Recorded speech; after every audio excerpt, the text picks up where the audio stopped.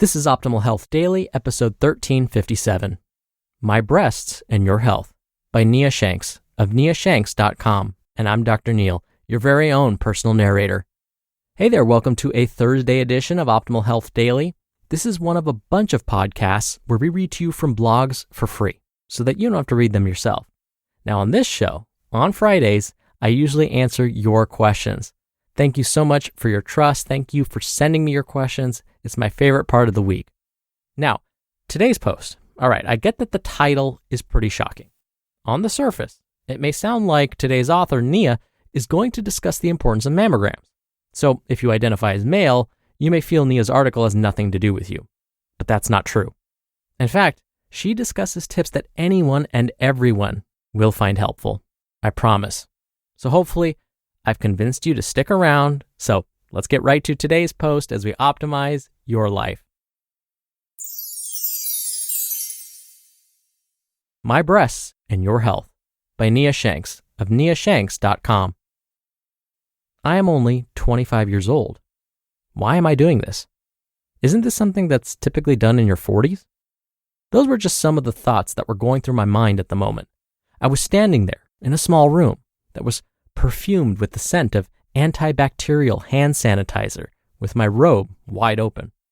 My left breast was in a machine that had a hold on it like a vice grip and was making my breast form a shape I didn't know was possible. That looks interesting, I thought to myself. Hold your breath, the technician told me. A few moments later, I heard a few clicks, and then the machine released its death grip. Okay, now let's do the other one. This delightful process was repeated for a total of 4 times. Yes, I got a mammogram at the age of 25. The reason is pretty simple. I have a fairly extensive family history of breast cancer, and I have Jewish heritage, which supposedly puts me at a further increased risk of getting breast cancer. Because of these facts, my doctor recommended I get a mammogram, and so I did. Right now, you're probably thinking, and rightfully so, why in the world is she sharing this with me? So what do my breasts have to do with your health? I'm sharing this experience with you because of one simple fact. Too many people forget about improving their overall health. Instead, we focus on losing body fat, building muscle, getting stronger, and just looking good. We fail to acknowledge the bigger and more important picture, living a high-quality life free from disease and illness. While I am all for looking great and helping others do the same, we should all strive to improve our overall health, not just our physical appearance and performance in the gym. Most people don't worry about improving their overall health until they have had a major health scare. Don't be one of those people. Do what I am doing and what I encourage others to do. Be on the offense. Do what you need to do today, tomorrow, and every day to keep yourself healthy. I am doing my best to ensure I don't endure the fate that many of my relatives have with breast cancer and other diseases. It is quite possible, and I'm going to prove it. And I'll do my best to help you do the same. Okay, now that I got all of that out of the way, I'm going to be sharing the rest of my information in a list format, simply because some of it is random, but equally important. 1. The information I provide on nutrition may not be 100% perfect on every level. That is in part due to all of the conflicting research that has been and will be conducted over the years. Plus, there are literally hundreds of views and opinions on nutrition. However, the one fact I feel cannot be disputed is that the primary focus on nutrition should be eating whole, natural, unprocessed foods. I don't care if you're a vegan, vegetarian, full-fledged carnivore, low-carber, low-fatter, or you just eat food and don't give yourself a label. That one sentence still applies. 2. Cancer, heart disease, and other illnesses do not have to be a certainty of old age or, quote-unquote, just a part of life. There are things we can do on a daily basis that will build our bodies and keep them strong and healthy, namely, eating whole, natural, unprocessed foods and exercising consistently. 3. Eat close to the ground. That's a nutrition tip I've heard numerous times. If you can't find it in nature, then don't eat it. 4. A truly healthy body will be lean, but a lean body is not necessarily truly healthy. Think about that one for a second. I have seen people starve themselves thin or follow dangerous diets for the sake of being lean. These people may be lean and look good, but they certainly are not healthy. 5. This is the part of my job that I love, but usually goes unnoticed. I love helping people live happier, healthier, higher quality lives that can be obtained through eating smart and exercising properly. Helping people lose body fat and look better is very rewarding, but not as much as improving someone's quality of life. 6. If you eat meat and or eggs, then buy organic. Factory farmed meat may not be the healthiest option. Not to mention the animals are treated very poorly, live in horrible conditions, and many of them are slaughtered piece by piece while they're still alive. By choosing to buy organic and or local meat and eggs, you're telling these factory farms that you don't want them to function this way anymore. 7. Don't whine and complain to me that organic meat and eggs are more expensive. Suck it up, Buttercup. I don't care.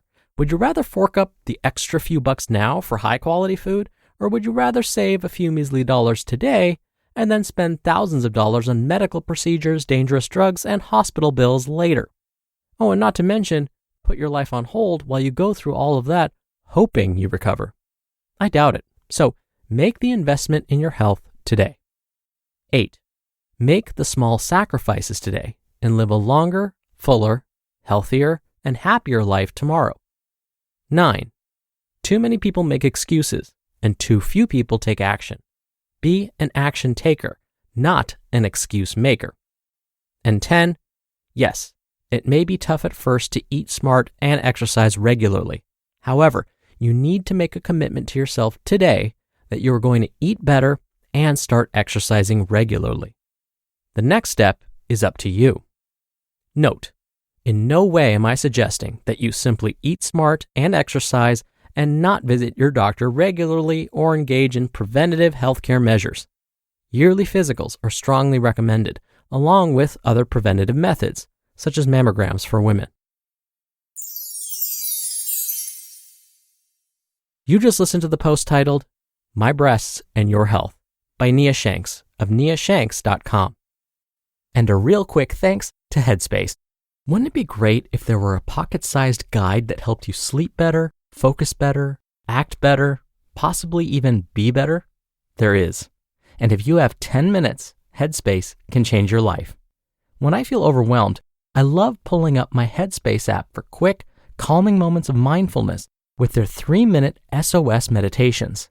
The breathing exercises really help boost my focus as I move on to my next task. I also love that I can adjust the duration of my meditation anytime between 5 to 20 minutes, which is super helpful for time blocking. Plus, you know I care about research and studies, and Headspace is backed by 25 published studies, one of the only meditation apps advancing the field of mindfulness and meditation through clinically validated research. You deserve to feel happier, and Headspace is meditation made simple. Go to headspace.com/OHD.